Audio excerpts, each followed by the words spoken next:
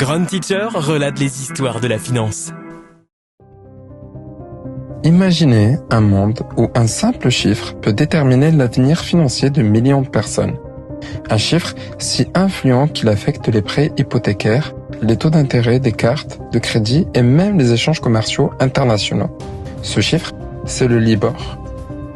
Le LIBOR, ou London Interbank Offered Rates, est le taux d'intérêt auquel les grandes banques empruntent de l'argent entre elles.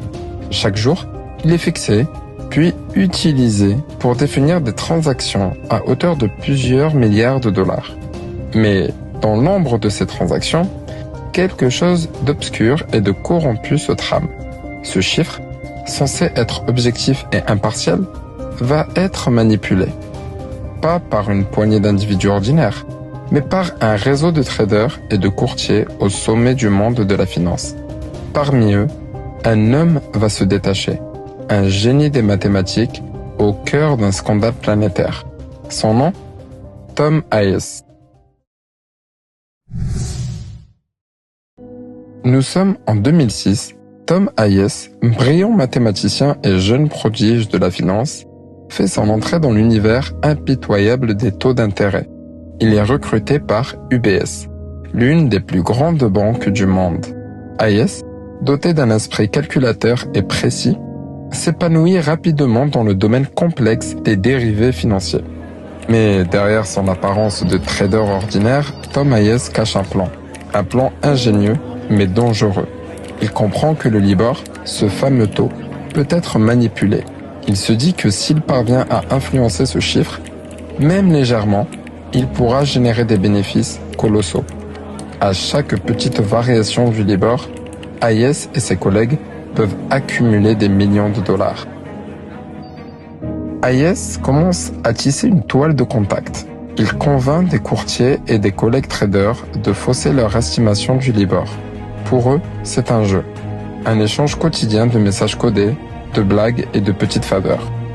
Ils modifient les taux comme ils ajusteraient les voiles d'un bateau dans une tempête. Le public, les investisseurs, personne ne se doute de rien. Écoute, il me faudrait un coup de main sur le LIBOR demain. Si tu peux ajuster d'1 ou 2 points, je te rendrai l'appareil. Hayes et son réseau deviennent des marionnettistes invisibles, manipulant l'économie mondiale pour servir leur intérêt personnel. Les profits pleuvent. Hayes reçoit des bonus faramineux. Il est devenu une star dans l'univers fermé des traders. Mais cette manipulation ne passe pas inaperçue. Les régulateurs financiers commencent à s'interroger. Pourquoi le LIBOR fluctue-t-il de manière incohérente? Pourquoi certaines estimations semblent-elles déconnectées de la réalité des marchés? Les enquêtes se multiplient. En coulisses, quelque chose se prépare. En 2012, la vérité éclate. Le scandale du LIBOR fait la une des journaux. Il s'agit d'une fraude à l'échelle mondiale. Les autorités découvrent que des banques de premier plan, des courtiers et des traders ont conspiré pour manipuler le taux pendant plusieurs années. Au centre de ce réseau, Tom Hayes.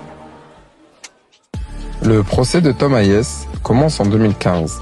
La pression médiatique est immense. Hayes devient le symbole des excès de Wall Street, celui qui a fait tomber les masques des plus grandes institutions financières. Les preuves sont accablantes. Des emails, des messages instantanés, tout est là. Tout le monde le faisait. Mes supérieurs étaient au courant. C'était une pratique courante dans l'industrie. Mais pour le tribunal, cela ne suffit pas. Hayes est reconnu coupable de fraude et condamné à 14 ans de prison, une peine réduite à 11 ans en appel. Il devient le premier trader à être emprisonné pour avoir manipulé le LIBOR.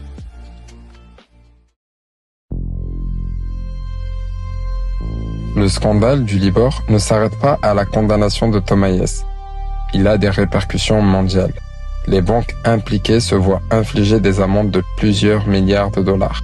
Et la confiance dans les institutions financières est gravement ébranlée. Mais l'héritage de cette affaire ne s'arrête pas là.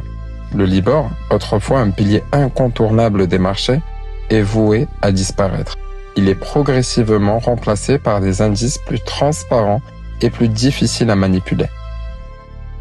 Et Tom Hayes, autrefois au sommet du monde de la finance, croupit désormais derrière les barreaux. Son histoire est une leçon pour ceux qui, aveuglés par la soif de profit, sont prêts à jouer avec l'éthique des marchés financiers. Car comme toujours, la vérité finit par éclater.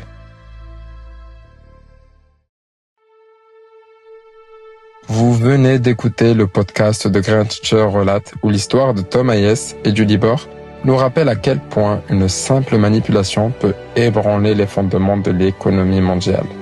Alors, je vous dis à très bientôt pour une nouvelle immersion dans le monde fascinant et complexe de la finance. En vous souhaitant un excellent week-end et surtout n'oubliez pas de mettre un petit cœur en dessous de la vidéo.